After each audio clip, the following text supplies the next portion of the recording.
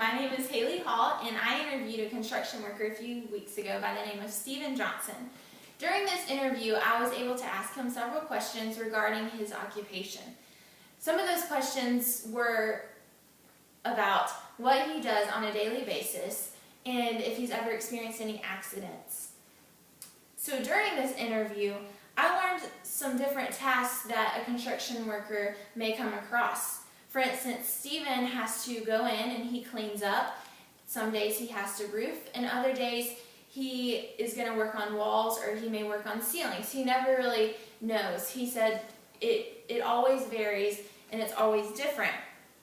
Whenever I asked Steven about his role in communication and what that looks like as a construction worker, he told me that it's kind of like a chain of command. The communication starts with his boss, who decides what it is they need to work on during that day. Then his boss communicates to his supervisor. His supervisor gets everything together, decides who is going to go where and who's going to do what on that job site. Once his supervisor figures that out, his supervisor then communicates to the workers, and that is how the chain of command works in the role of communication for a construction worker, at least in Steven's case.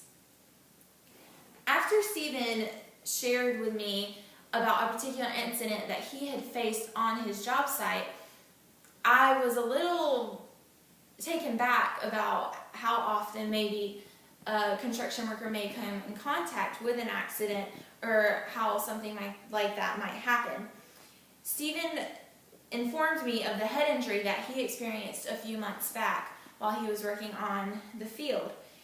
In this incident, he actually had to end up going to the hospital and get some stitches. So it was a more serious head injury than some others could be. He stated, "There was an incident where a tool fell off a second-story balcony and busted my head open."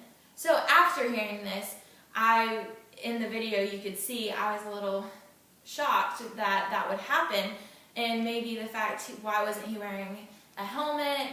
Why is there safety videos they have to watch? And if you saw the video, you saw me ask him all these questions. So once I heard this, I wanted to do personal research and see what the statistics looked like for our construction workers here in America. How often do they come in contact with an accident, or how often does an accident happen on the site?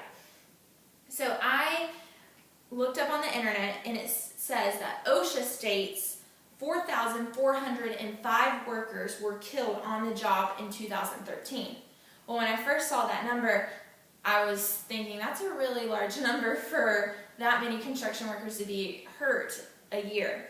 But then I scrolled down and I saw that that wasn't the final number.